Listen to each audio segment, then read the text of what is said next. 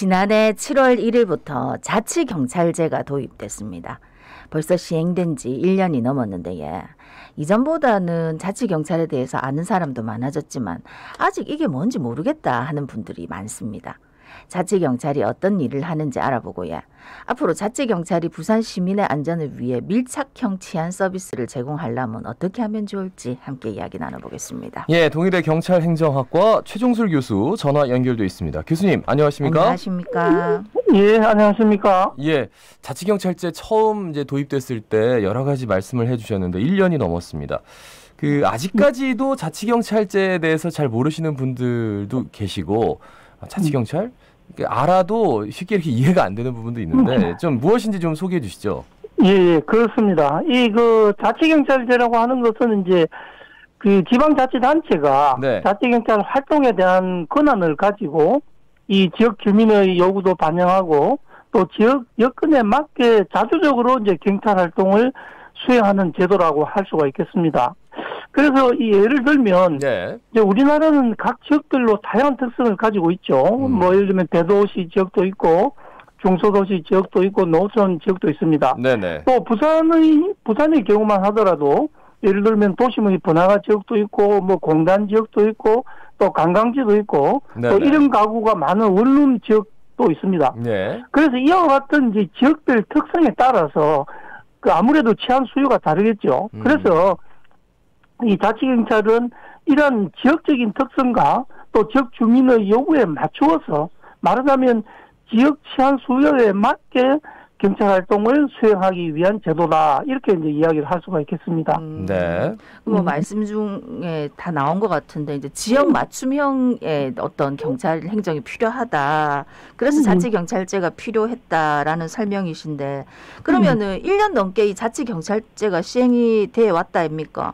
예. 그동안 뭐 그런 취지에 맞게 잘 제대로 해왔는지 어떤지 상황 좀 진단해 주시지. 예. 이제 현행 자치경찰 제도에서는 이 시도 자치경찰이 사실 완전한 자치경찰권을 가지지 못한 상태에서 예. 이 자치경찰 제도가 시행이 되었다 이렇게 이야기할 수가 있겠죠. 그래서 이제 자치경찰권이라고 하면 보통 이제 자치경찰의 사무를 집행할 수 있는 권한이나 또 자치경찰에 관한 인사권이나 조직권, 예산권 이런 것들을 말합니다. 예. 그런데 이제 현행 자치경찰 제도는 이 시도자치경찰위원회가 자치경찰 사무에 대한 지휘 감독권이 있지만은 자치경찰의 조직이나 자치경찰의 인력은 네네. 현재의 국가경찰의 조직과 인력으로 그대로 이제 운영을 하고 있는 것이죠. 그래서 이제 이런 어떤 제도적인 모순 또 법적인 한계 이런 걸 가지고 있기 때문에 네네. 이 자치경찰제가 이제 제대로 정착하는데 상당한 어려움을 겪고 있는 상황이다. 이렇게 이제 이야기를 할 수가 있겠습니다. 예.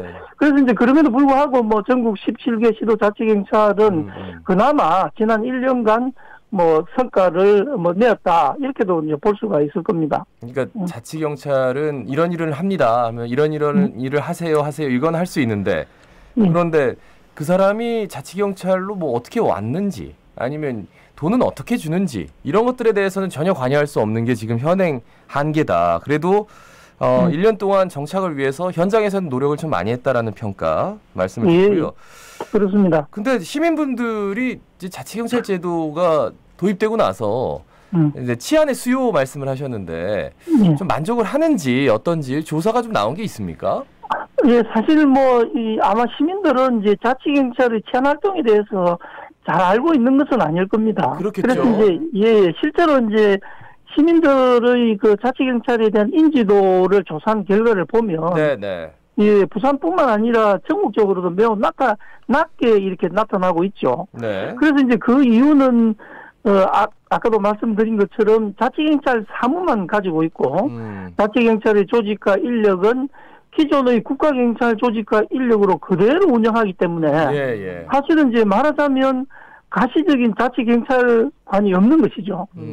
그래서 이제 시민들은 외형적으로 볼 때는 뭐 이전과 달라진 게 없다는 것을 이제 느끼게 되죠. 그래서 이 자치경찰에 대한 치안에 대한 인지도 이게 이제 낮으니까 아무래도 이제 이 만족도도 낮을 수밖에 없다.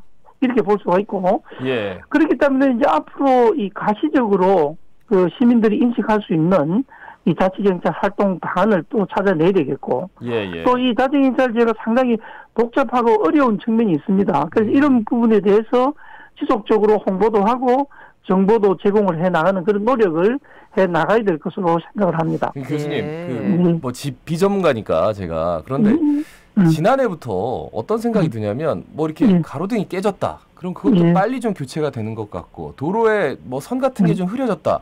그것도 좀 빨리 조치가 되는 것 같고 물론 지자체와 이렇게 좀 협업을 하는 경우가 많은데 뭔가 좀 CCTV 같은 것들도 좀 빨리 교체가 되는 것 같고 그런 생각이 들어서 이게 자치경찰제 때문인가라는 생각이 교수님 그건 아닙니까? 어떻습니까? 그렇습니다. 지금 이제 자치경찰이 바로 그런 일을 하기 위해서 이제 도입한 것이죠. 예. 그래서 이제 아무래도 이제 그 지역의 어떤 치안 수요들을 이제 빨리 찾아서 이 자치경찰이 지방자치단체, 다시 말해 시군 자치구와 힘을 합쳐서 그런 일들을 이제 꾸준히 해 나가기 위해서 노력을 하고 있는 것이죠. 아마 이제 사회자님께서 보신 것도 느낀 것도 막 그런 연장선상에서 우리 자치경찰 활동의 일환이었다.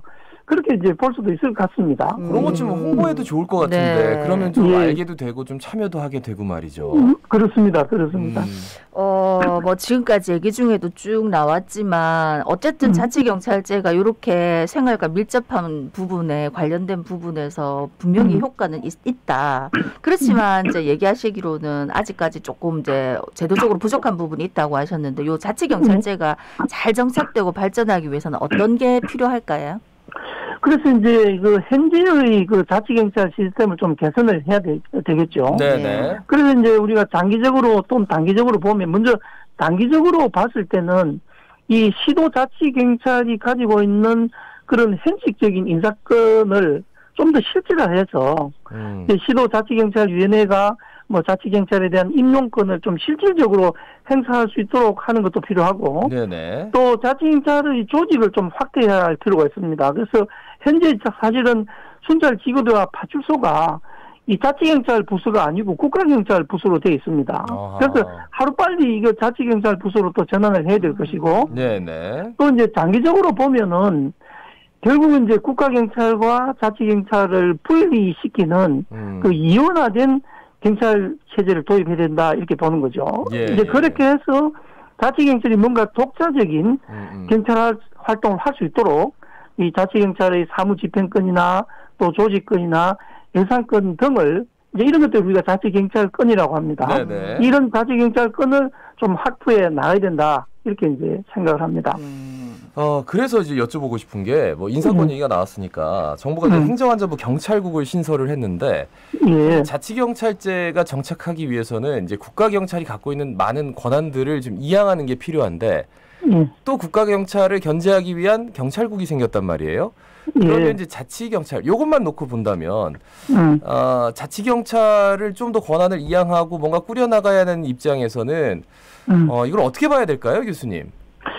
자, 먼저 이제 이번에 그 경찰국 신설과 관련해서 지금 핵심적인 쟁점은 이것이 결국 경찰의 정책 중립성이나 독립성이 훼손되는가 여기에 이제 쟁점이 있는 것이죠. 그래서 이제 먼저 이 경찰국을 신설하는 것을 찬성하는 입장은 사실 그동안 지금 현재 경찰국의 사무를 이전 정부에서는 청와대 민정수석실 치안비서관을 통해서 해왔는데 사실 현재는 이제 대통령실에는 이 민정수석실이 사라졌기 때문에 해안부의 경찰국이 이 사무를 수행해야 된다는 것이죠. 또 그리고 이제 이 경찰국의 사무가 결국 경찰의 인사 지원이나 또 예산 지원 등의 역할을 수행하기 때문에 이 치안 업무나 수사 업무와는 관련이 없다는 것이죠. 그래서 이제 뭐 경찰의 정치적 중립성이나 독립성은 훼손하지 않을 것이라고 보는 이제 그런 찬성의 입장이 있고, 반면에 이제 반대 입장에서는 이 경찰국 신설을 이제 반대하는 입장에서는 아무래도 이제 해안부 장관이 인사권을 가지고 있으면은 이것이 결국 치안 업무나 수사 업무에도 영향을 줄 수밖에 없다.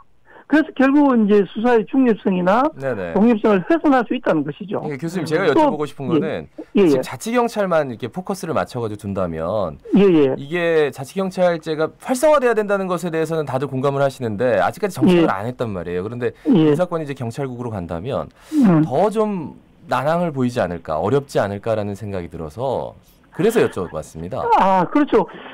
사실 근데 이제 그 내용적으로 한번 제가 좀 먼저 설명을 드리면 이제 해안부에 경찰국을 신설하면은 이제 3개과가 신설이 되는 거죠. 총괄지원과, 인사지원과, 자치경찰 지원과를 두게 되는데 결국 이 자치경찰 지원과를 통해서 자치경찰은 정부에 대한 지원을 받게 되는 것이죠.